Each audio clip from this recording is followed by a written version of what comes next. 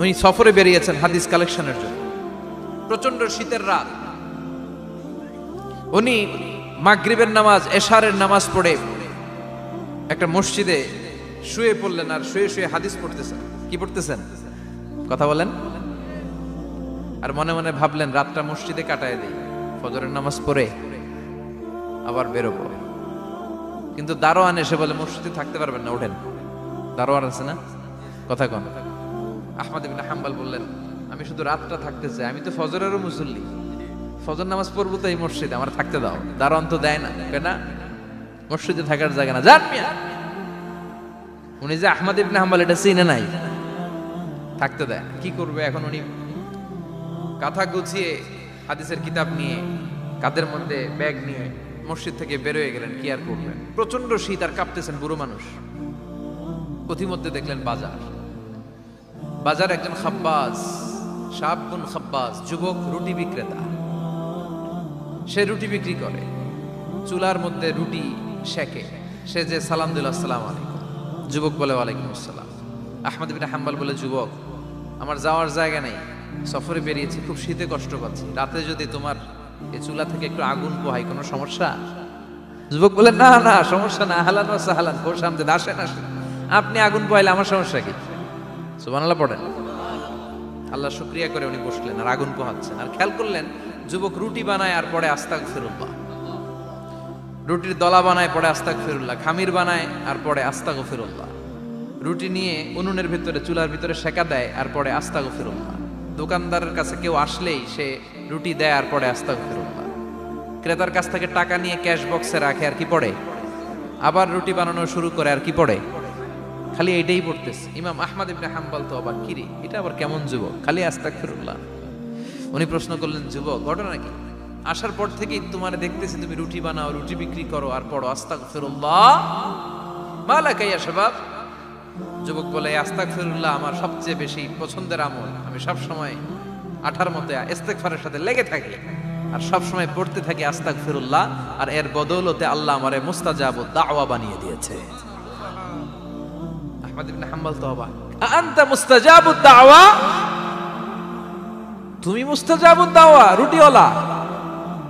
আমি এত বছর হাদিস পড়াই, আমিও তো মুস্তাজাবুদ দাওয়া না, আর তুমি রুটি বেচো বাজারে, তুমি মুস্তাজাবুদ দাওয়া, তুমি দোয়া করলে সব কবুল হয়ে যায়?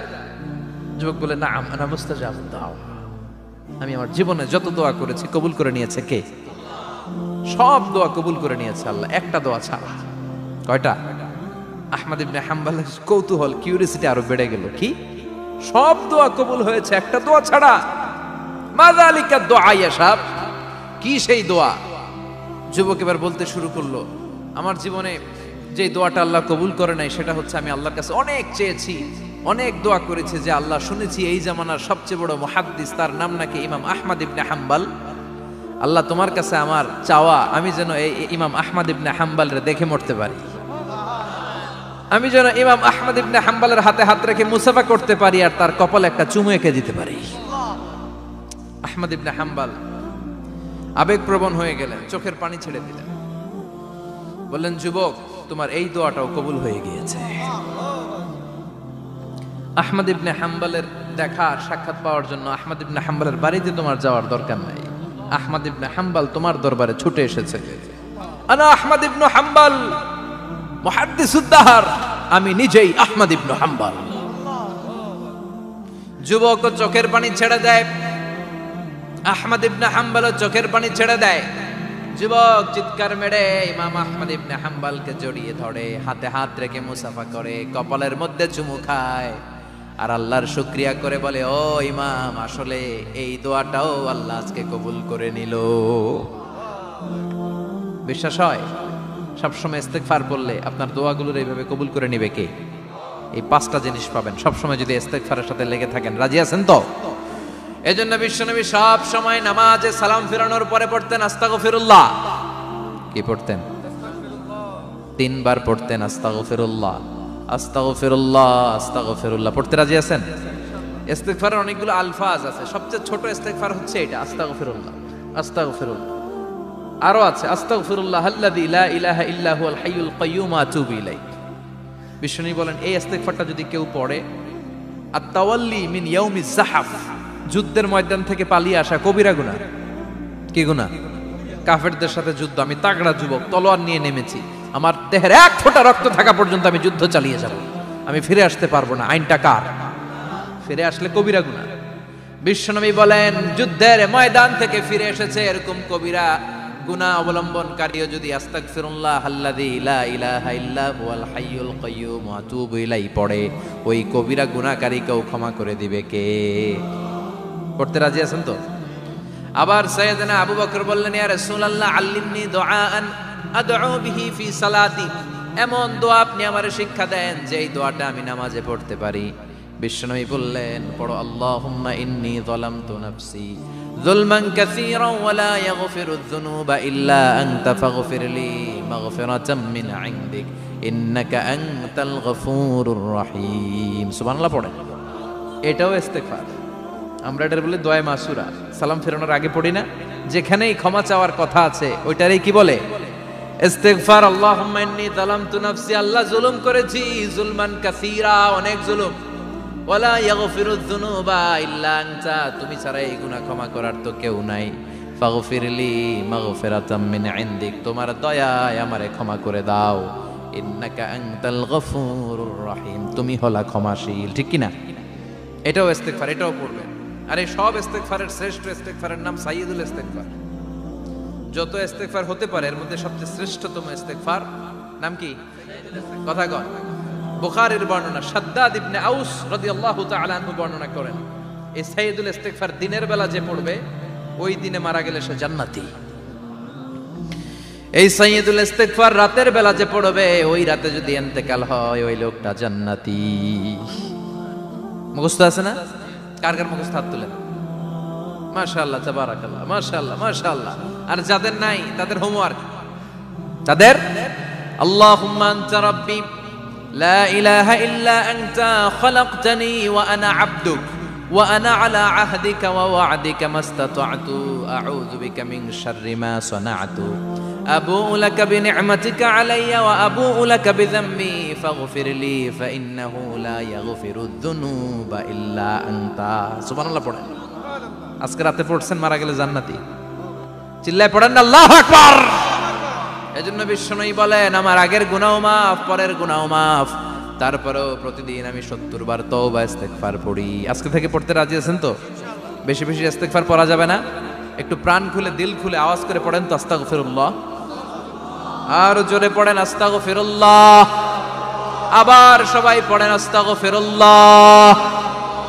সব সময় তওবা ইস্তেগফার যারা পড়ে তাদেরকে পছন্দ করে কে? সব সময় জিকির করে করে জিহ্বাটারে যারা ভিজিয়ে রাখে তাদেরকেও পছন্দ করে কে? আল্লাহ বলেন ওয়াজকুর রাব্বাকা ফি নাফসিকা তাদাররুআন ওয়া খীফাতান ওয়া দুনাল জাহরি মিনাল কওলি বিল গুদুবি ওয়াল আসাল ওয়া লা তাকুম মিনাল গাফিলিন। সুবহানাল্লাহ পড়ে। আল্লাহ বলেন ওয়াজকুর রাব্বাকা ফি নাফসিক, আল্লাহরে মনে মনে ডাকো, তাদাররুআন ওয়া খীফা, আল্লাহর জিকির করতে আল্লাহ বলেছেন ফি নাফসিক। বুঝতেছেন না অর্থ? ফি নাফসিকা, মনে মনে আল্লাহর জিকিরটা করো। তাদাররুআন ওয়া খীফা, তাদাররুআন মানে বিনয়ের সাথে, with full of humility, submission and humbleness, বিনয়ের সাথে আল্লাহরে ডাকো। ওয়া খীফা, গোপনে গোপনে ডাকো। দুনাল জাহারি মিনাল কওল, চিৎকার চেঁচামেচি করে ডেকো না। কার কথা? আওয়াজ করে জিকির করো না। এই যে আমরা মাহফিলে লা ইলাহা ইল্লাল্লাহ জিকির করে, এটা তালিমান। উদ্দেশ্য কি? তালিমের জন্য আওয়াজ করে জিকির জায়েজ আছে, কিন্তু ব্যক্তিগত জিকিরের যে ইবাদতটা এটা আস্তে আস্তে হইতে হবে, এটা ভদ্রভাবে হতে হবে, চিল্লাচিল্লি করে নয়। আবার তালিমের জিকির ওইটাও ভদ্রভাবে। ইন্নাল্লাহা জামিল ইউহিব্বুল জামাল, আমার আল্লাহ সুন্দর, আমার আল্লাহর জিকিরের মধ্যেও সৌন্দর্য আছে না নাই? কিন্তু এদেশে জিকিরের ভেতরে লাফালাফি আছে না নাই? বেশি না কম? কি বসেন বসেন, হ্যাঁ বসে যান তো, অনেক ধরনের আছে জিকির। হ্যাঁ বসেন বসেন, বসে যান। হ্যাঁ হাইবার আলী, এটা কি আবার জালালি? তো এই যে ইন্নাল্লাহা জামিল ইউহিব্বুল জামাল, আমার আল্লাহ সুন্দর, আমার আল্লাহর জিকিরের মধ্যেও সৌন্দর্য আছে না নাই? তালিমের উদ্দেশ্যে সবাই মিলে জিকির করা যায়, কিন্তু চিল্লাফাল্লা করা যাবে না, লাফালাফি করা যাবে না, মাথা ডানে বায়ে ঝোলানো যাবে না, ঠিক কি না? কিন্তু লাফালাফির জিকির আছে না নাই? লাফাইতে লাফাইতে, হ্যাঁ, গাছের আগায় বাঁশের আগায়। আবার যিনি জিকির পরিচালনা করে ওনার কান্দে যায় ওঠে, আছে না নাই? বিশ্বনবী সাহাবাদের নিয়ে জিকির করছেন, সাহাবারা লাফাতে লাফাতে খেজুর গাছের আগায়। হাদিসে আছে না এটা? বিশ্বনবী সাহাবাদেরকে নিয়ে জিকির করছেন, লাফাতে লাফাতে আবু বকর বিশ্বনবীর কান্দের উপরে। আছে, হাদিসে আছে। এটা জিকির নয়। কি সুন্দর দেখেন, ইসলাম বোঝা কত সহজ। ওয়াজকুর রাব্বাকা ফি নাফসিকা তাদাররুআ ওয়া খাইফা। গোপনে জিকির করো, ভদ্রতার সাথে বিনয়ের সাথে জিকির করো। ওয়ালা তাকুম মিনাল গাফিলিন দুনাল জাহারি মিনাল কওল। চিৎকার চেঁচামেচি করে জিকির করো না। যারা চিকফাল দিয়ে হই হই হই হই করে, আছে না? হই হই হই হই হই হইয়ের ভিতরে আল্লাহর নাম আছে, হ্যাঁ? এই যে হুই হাই হুই হাই, এই স্টাইলের যে জিকির, এটার ভিতরে আমার আল্লাহর নাম আছে? আল্লাহর নাম যদি না থাকে ওইটা জিকির হবে? কথা বলেন। বিষ্ণু বললেন, খবরদার, চিৎকার চেঁচামেচি করে লাফালাফি করে যারা জিকির করে এরা মনে করে আল্লাহ কানে শোনে না। কথা বলেন। আপনি গোপনেও আল্লাহর ডাকলে আপনার ডাকে সাড়া দিবে কে? এজন্য রাব্বুল আলামিন বলেন, ফাযকুরুনি আযকুরকুম ওয়াশকুরুলি ওয়ালা তাকফুরুন। বান্দা আমার জিকির তোমরা করো, আমিও তোমাদের জিকির করব, ঠিক কি না? আমরা যদি আল্লাহর জিকির করি আমাদেরও জিকির করে কে? সুবহানাল্লাহ কইবেন না?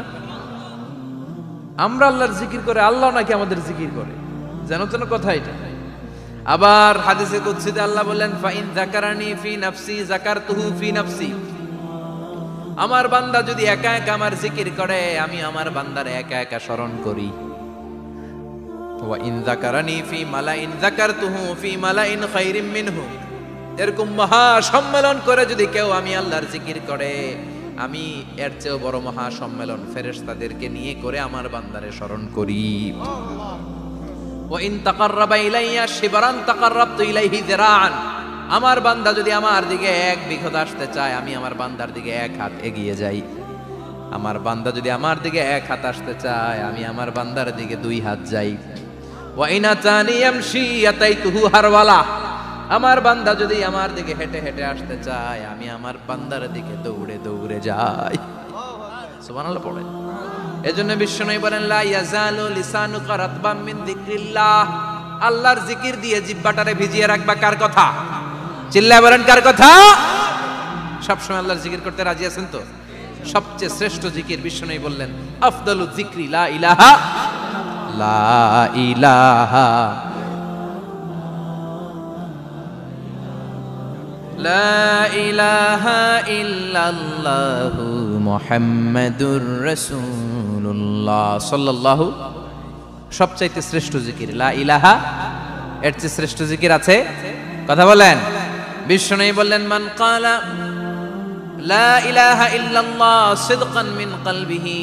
একনিষ্ঠতার সাথে অন্তর থেকে কেউ যদি জীবনে একবার বলে লা ইলাহা ইল্লাল্লাহ, দাখালাল জান্নাহ। তার যদি পাপ থাকে, অন্যায় থাকে, ওই পাপ আর অন্যায়ের শাস্তিগুলার পরে কোনো না কোনো দিন আমার ওই বান্দা জান্নাতে ঢুকবে। একবার যদি খালিসান মিন কলবিহি সে পড়ে লা ইলাহা ইল্লাল্লাহ, তার জন্য জান্নাতকে অবধারিত করে দিয়েছে কে? আবার এটার নাম আল্লাহ দিয়েছে কালিমায়ে। কথা বলেন। দরাবাল্লাহু মাসালান কালিমাতান তাইয়িবাতান কাশাজারাতিন তাইয়িবাতিন আসলুহা সাবিতুন ওয়া ফারউহা ফিস সামা। সুবহানাল্লাহ। পবিত্র বাণী এটা কালিমায়ে তাইয়িবা। আবু সাঈদ আল খুদরি থেকে বর্ণিত, মুস্তাদরাকে হাকিম আর সহিহ ইবনে হিব্বানে এসেছে। বিশ্বনবী বলেন, মুসা আলাইহিস সালাম আল্লাহর একবার প্রশ্ন করলেন, ইয়া রব আল্লিমনি দুআআন আদউ বিহি। আপনি আমার এমন একটা জিকির শিক্ষা দেন যে জিকির দিয়ে আমি শুধু আপনার জিকির করব, কেউ এই জিকির করতে পারবে না। এই জিকির জানবো শুধু আমি, আর জানবেন। কথা কোন? প্রশ্ন করছে কে? হ্যাঁ, কাকে করেছে? আল্লাহ এমন একটা জিকির শিখান যেই জিকির কেউ জানে না, আমি জানবো, আর ওই জিকির দিয়ে প্রাণ ভরে আপনারে ডাকবো। আল্লাহ বললেন, মুসা পড়ো লা ইলাহা লা ইলাহা ইল্লাল্লাহু মুহাম্মাদুর রাসূলুল্লাহ। মুসা আলাইহিস সালাম বললেন, আল্লাহ চাইলাম কি, কইলেন কি?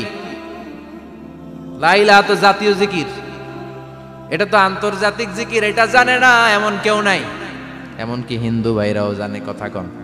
আল্লাহ আমি তো চাইছিলাম এক্সক্লুসিভ, আমার জন্য স্পেশাল, এর চেয়ে সুন্দর আর কেউ জানবে না, এত সুন্দর একটা জিকির আপনি দিবেন, এটা আমি ডাকবো আপনারে আর আপনি শুনবেন। আল্লাহ বললেন, মুসা এর চেয়ে দামি আমার কাছে নাই। লাউ তাদউ লা ইলাহা ইল্লাল্লাহ ফি কাফা, লা ইলাহা রে যদি মুসা এক পাল্লায় রেখে দাও, ওয়াস সামাওয়াতু সাবউ ওয়াল আরদিন, সাত আকাশ সাত জমিন যদি আরেক পাল্লায় রেখে দাও, লা ইলাহা এক পাল্লায়, সাত আকাশ সাত জমিন আরেক পাল্লায় ওজন যদি দাও, লা রাজাহাত কাফাতু লা ইলাহা ইল্লাল্লাহ, মুসা দেখবা মুহূর্তের মধ্যে লা ইলাহা ইল্লাল্লাহর পাল্লা ভারী হয়ে গেছে। সাত আকাশ সাত জমিন এক পাল্লায়, শুধু লা ইলাহা ইল্লাল্লাহ আরেক পাল্লায়, মুহূর্তে লা ইলাহার পাল্লাটারে ভারী করে দিবে কে? এটা বিপ্লবী বাণী। আমরা এটার ভিক্ষার মধ্যে লাগাইছি। এখন ভিক্ষা করার সময় লা ইলাহা আছে না নাই? একটা টাকা দিয়া যান, আমি গরিব ইনসান আর সমান, একটা টাকা দিয়া যান, আমি গরিব ইনসান, আছে না নাই? জুমার নামাজের সময় ভিক্ষা করে, একটা টাকা দিয়া যান, আর লা ইলাহার জিকির লগে, আছে না নাই? এটা আমরা ভিক্ষার জিকির বানাইছি, এটা তো বিপ্লবী বাণী। এই বাণীর পক্ষে যারা, তারা ন্যায় আর সত্যের পক্ষে চিল্লায় বলেন ঠিক কিনা? এই বাণীতে যারা বিশ্বাস করে, তারা এক আল্লাহর সামনে মাথা নত করে দেয়। গোটা পৃথিবীর কোন শক্তির সামনে ওই মাথা নত হয় না, ঠিক কিনা? এই লা ইলাহা যারা আমরা মানি, আল্লাহ ছাড়া কারোর সামনে মাথা নত করব? কোন শক্তি আমাদের মাথা নত করাতে পারে? এই কালেমার আন্দোলন যারা করে, তারা আল্লাহ ছাড়া পৃথিবীর কাউরে ভয় পায় না। আর তারা চায় কালেমার পতাকা পৃথিবীর মধ্যে যেন পথ করে উড়ে, ঠিক কিনা? বাংলার জমিনে কালেমার পতাকা উড়ুক, আমরা চাই কি চাই না? কোনো একদিন এ দেশের আকাশে কালিমার পতাকা উড়বে, সেদিন সবাই খোদাই বিধান পে দুঃখ বেদনা ভুলবে। কোনো একদিন এ দেশের আকাশে কালিমার পতাকা উড়বে, সেদিন সবাই খোদাই বিধান পে দুঃখ বেদনা ভুলবে। চিৎকার করে বলেন ঠিক কিনা? এই কালেমার সমাজ যদি হয়, ওই সমাজে কেউ লাঞ্ছিত হবে না, ওই সমাজে কোনো নারী নিগৃহীতা হবে না, ওই সমাজের কোনো কাজের মেয়েরা ধর্ষিত হবে না, ওই সমাজে দুর্নীতি থাকবে না, ঘুষ থাকবে না, চাঁদাবাজি থাকবে না, টেন্ডারবাজি থাকবে না। সমাজটারে শান্তি দিয়ে সমৃদ্ধ করে দিবে কে? এজন্য সব সময় জিকির করতে হবে একজনের, চিল্লায় বলেন তিনি কে? শ্রেষ্ঠ জিকির হচ্ছে লা ইলাহা। করতে রাজি আছেন? সব সময় জিকিরটা করতে রাজি আছেন? Every night and every day, every night and every day, never forget to say la ilaha illallah, never forget to say la ilaha illallah. পড়েন, every night and every day, every night and every day, never forget to say la ilaha illallah, never forget to say la ilaha illallah, never forget to say la ilaha illallah. When you're walking down the street, use your time and repeat and say in every heartbeat la ilaha illallah.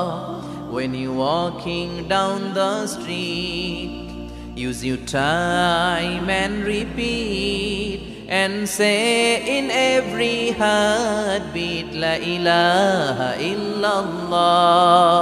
Every night and every day, every night and every day, never forget to say La ilaha illallah. চিল্লায় বলেন ঠিক কি না?